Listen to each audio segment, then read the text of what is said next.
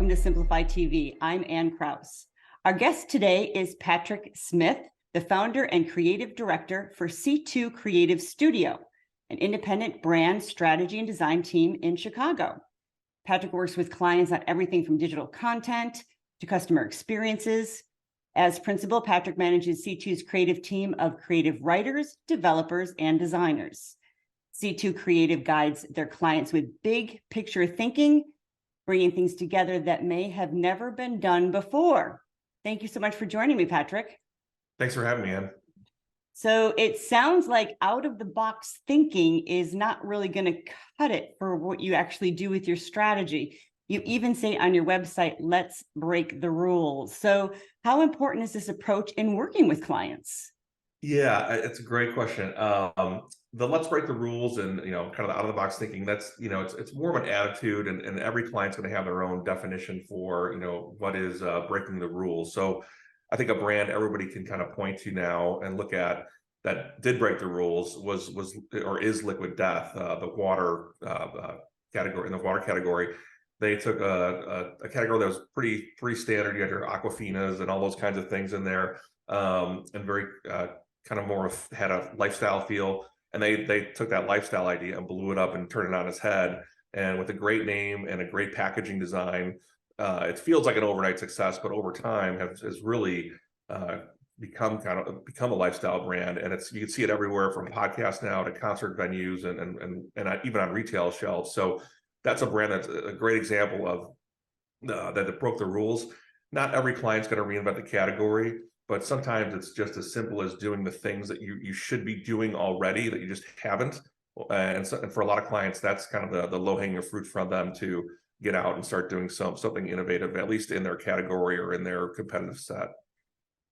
So when it comes to branding, many organizations seem to focus more on the product. Like Liquid Death, for instance, they probably focus more on the product than the services that they offer, and rather than on the actual organization's brand itself. Sure. So why do you think it is that that these organizations are not focusing on the bigger picture and rather really hone in on one particular product? Sure. Yeah, I think, there's a couple different types of clients like this. If it's a family-run business, and a family-run business could be a $50 million a year, enterprise, it's their baby, and they know all the stories behind all the little decisions that were made, and it's hard for them to not talk about the 42 different formulas of paint that had to be mixed to get it right on the plastic and not smear, kind of thing. So it's all those things that client might, or the customer, the end customer might not appreciate, but the owner does. So that's one reason it's hard for them to separate themselves from that. But you also see this a lot in healthcare, where brands or companies like Johnson & Johnson invest a lot into their individual products. But you'll see this every once in a while, unfortunately, when there's a recall or something happens, they have invested in the parent brand. And because you trust that parent brand like Johnson & Johnson or an Abbott Labs or something like that, somebody who makes baby formula, say, if there is an unfortunate recall, that product doesn't go away because the parent brand is so strong. So the brands that invest on the corporate side, there is an upside to that for sure. I can see what you mean with the family-owned business, how it would be a real kind of tug at the heart for them to let go of some of that control and just say, okay, well, yeah, we'll focus on the brand. Sure, absolutely. So, and they will say that there's truth to this. The widget, whatever they're selling, that's where the revenue comes from. It's not from having a strong brand necessarily. So they're sometimes they're a little bit more of a sales organization than a marketing organization. And when that happens, it's not necessarily a bad thing. It's just hard to kind of pull them over to the marketing side and have them see the value of the branding on all levels. What would be the benefit for a smaller B2B business, for example, to invest in its brand? Sure.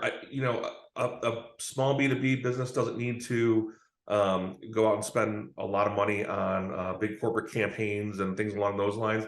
It could be a lot of little things that happen. It's just paying attention and making sure that your brand is current to your customer. What is your competitor doing? Are they entering new products or services that you need to kind of rethink how your product or service mix is stacking up? And an example of this right now that we're working with a printer, and the world's changed since COVID hit, and printers before were kind of struggling to begin with, and after COVID with supply chain issues and things along those lines, there's even more challenges. So the question becomes, when your customer just thinks of you as only a printer, how valuable are you? So we're helping them reposition themselves and being more than a printer and being more of a business solutions kind of partner for a lot of their customers. And that's a benefit of just paying attention to your brand, and then just some really practical kind of things. If you're a small business owner and say your business is $15 or $20 million a year, you might want to sell it in 5 years, or you might want to partner with someone. So to have the ability to have that image updated, have it positioned the right way in the marketplace can add value to it. We helped a technology company pre-COVID with this as well. We didn't know they were positioning themselves to sell the business, but we went in there and kind of rebranded them and everything with a new website to go with it. And not too long after that, they ended up selling. So that was an exercise for them to help polish up, if you will, the brand image that they had. I would imagine that many feel like this whole idea of branding is cost prohibitive. How do you respond to that? Branding is an investment. A lot of people talk about ROI, and you can measure, the investment in the brand. It costs money to do that. So a lot of people shy away from those kinds of things. But kind of a common rule of thumb for a B2B brand is to be spending somewhere around 5% on your brand on any given year. B2C, it gets closer to 10. As B2B brands become a little bit more B2C like experiences, that number should go up a little bit, but anywhere between 5, 7, 8% is probably a good rule of thumb for your business. Every business is different and every category is different. But if you don't, you could just drive down the street in almost any city and you can kind of see who's investing and who's not. And over time, it becomes pretty clear what brands are relevant and which ones aren't. Yeah, so true. So true. The 5 and the 10% rules are good things to remember. If I could take you down a little bit of a marketing memory lane here, is there somebody in your past that you were like, I really want to do this job because of this particular person or a book you read or somebody who really inspired you? Sure. This is going back, I'm dating myself, but like Good to Great was at least at the time for me, this is probably around, I don't know, 2000. When I was an art director, I wasn't a business minded person necessarily. I mean, I had some of that DNA, but not really. It wasn't my focus. But just to start to understand what makes something good versus great, and as far as business goes, and all the little factors that came along with it was really interesting to me. And then looking back on that, I could look at a book like that and say, oh yeah, that does kind of apply to what I do now and how the operations work and the customer experience and customer service and all the dots need to connect. And in that book, they kind of showed how if you do it right, you can go from the average to an outstanding business.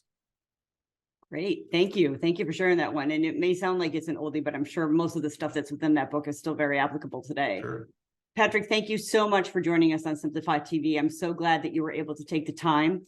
Simplify TV is sponsored by Simplify, helping you to maximize relevance and multiply results with our industry-leading media buying and workflow solutions.